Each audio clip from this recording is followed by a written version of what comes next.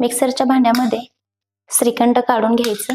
काढून घ्यायचं, गरजेनुसार पिठी साखर ऍड, ह्याच्याच मध्ये वेलची पावडर, जायफळ पूड आणि जेवढे तुम्हाला हवे तेवढे आईस क्यूब. आता हे आपल्याला मिक्सरला व्यवस्थित फिरवून घ्यायचं आहे. तर पहा, इथे हे मिक्सरला व्यवस्थित बारीक करून झालं आहे. अजून छोट्या छोट्या आईस क्यूब तशाच आहेत ह्याच्यामध्ये. इथे मी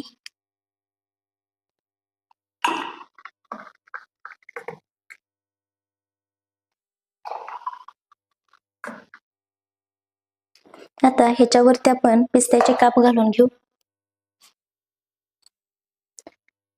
असेल तर व्हिडिओला लाईक करा, चॅनलला सबस्क्राईब करा, शेअर करा आणि तुमचे कमेंट्स मध्ये अनुभव सांगायला विसरू नका.